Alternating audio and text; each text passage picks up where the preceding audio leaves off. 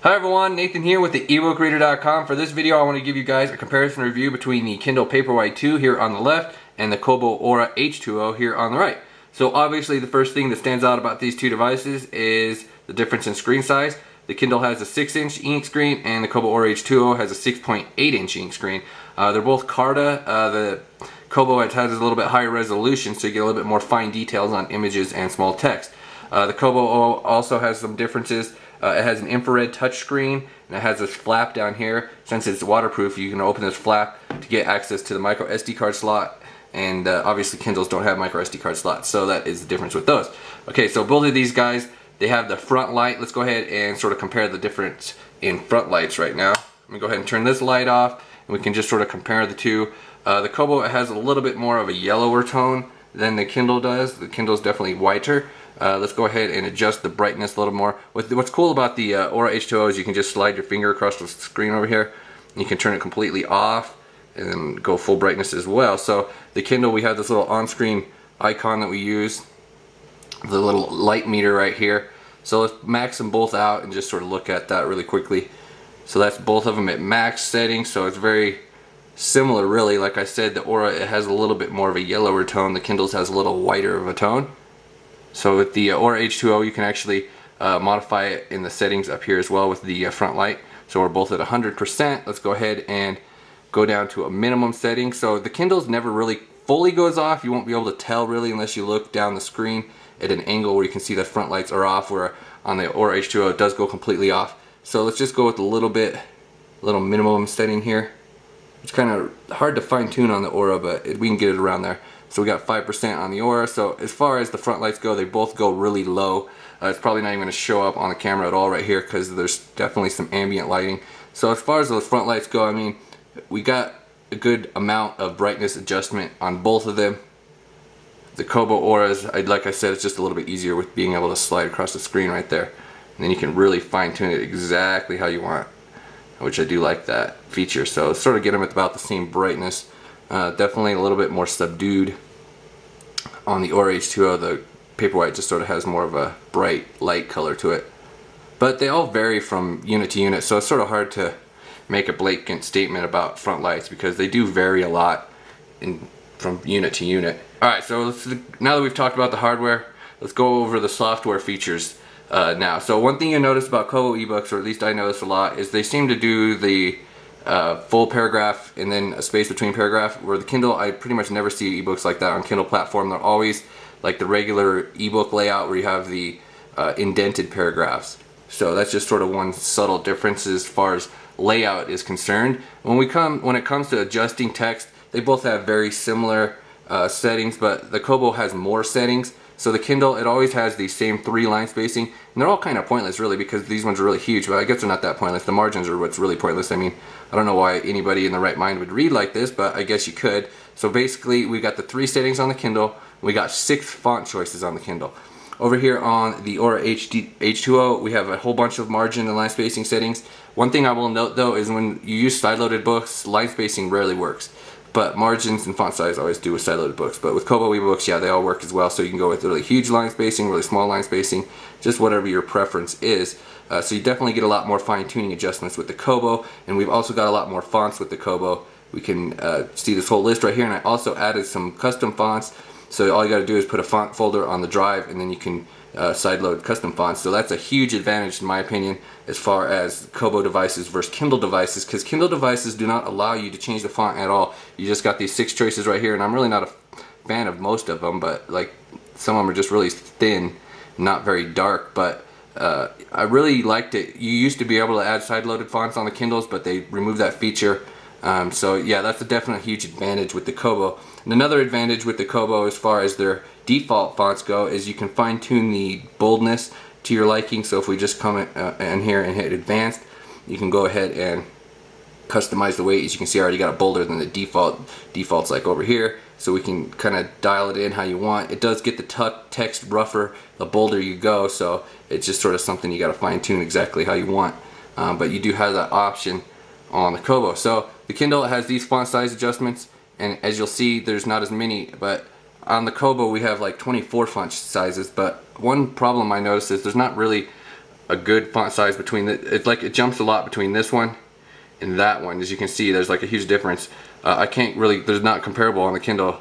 I was trying to get a font size that's like similar, but I mean, it's really hard to find font sizes that are similar for this comparison. They're almost always different. But like I said, with the Kobo, you get the more settings. You also have the justification setting on Kobos, where you can go left justified if you prefer reading in that way instead. So when it comes to the on-screen features, you do get the same sort of deal. You hold down on a word on either device, you get the dictionary, you get the option to add highlights. Where the Kindle gets separated, it has X-ray feature, but doesn't have it for this book. It doesn't have it for all books, and it pulls information from Wikipedia and Shelfari. You get information about the characters and places in the book. Kobo has sort of a similar feature, but I kind of find it poorly implemented. It's called Beyond the Book. So if we pop this open right here, we get information about stuff in the book. So the terms in the book come up right here. So if we want to just pop this open, we can get information about it, and then you can also open Wikipedia from here, and it has some related titles. So you do got that option, a similar option on the Kindle. Of course, you can just pop open the Wikipedia window right here. So these devices both have search, they both have translation, so there's a lot of similarities as far as the features go. Alright, so one thing I find on the Kindle is highlighting is a little bit easier, a little bit more precise to end exactly where you want it, and you got the little dial right there as well. I just find that a little bit more precise than highlighting on the Kobo. Sometimes I have a hard time getting it to go exactly where I want it, but right there it worked out really well. So it's just a little bit, I don't know if it's the infrared touchscreen, but it's just a little bit more hit or miss when you get the highlights. And another advantage with the Kindle is it saves all your highlights on this text file, and you can easily export it and use different programs. My clippings file right there, you can use it to get your notes and highlights off. Where on the Kobo, they don't really have an official way to get your notes or highlights off. I think you can use Calibre to export them, but obviously it's not as easy and as ideal as the Kindle's highlight and note taking method. So we both have sort of similar go-to features. Got the table of contents here on the Kobo Aura. So one thing about the Kobo and the Kindles, we can both jump by chapter. So if we open this little thing on the Kindle right here, you can jump between chapters by using these buttons. You can get this fast page scan feature right here, so that's kind of a cool feature, not available on the Kobo devices, but you do have that same similar chapter jumper dial. You can use this right here, so that double button jumps chapters, and then you got the single the dial right there and the single button right there as well. So you do got the different options for jumping around the book on both of these. The Kindle's just a little bit different with that little window that pops up. You can see pages that way. So we both also got an estimated reading speed on both of these guys. So the Kindle just shows it down here, 5 minutes left in chapter. If you tap on it, it'll tell you how long the book, 7 hours. And you can also disable that if you want and just show location. So with the Aura HD, when you use Kindle ebook or Kobo ebooks, it doesn't work with side-loaded books, but with Kobo ebooks you have a little estimated timer down here as well. What I like about it is it gives you this little graph right here, and you can visually see like how long the chapters are, and it also tells you as well how long you got to read and the next chapter and the estimated time to finish the book as well. So we got the similar comparable features with that. So from a reading standpoint, I mean, they're both very similar. As far as features go, the Kindle, you got a little bit couple more features like with the Goodreads integration and like the vocabulary builder, so whenever you look up a word in the dictionary, it adds it to the vocabulary builder.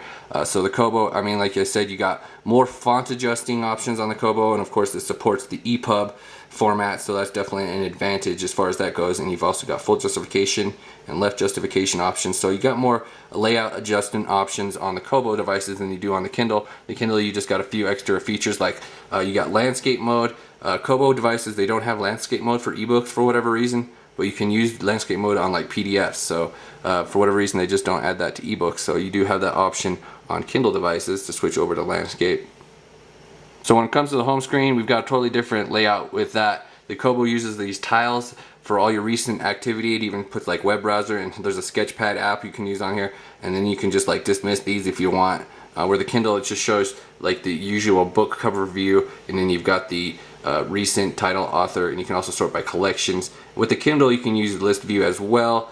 So the Kobo, this is just the home screen, and you got like the extra library view for the different sections right there. And then with the layout of this, you can actually view the cover as well as the format, so you got some additional info right there. You can go ahead and switch this over to cover view as well, so they both have that cover view.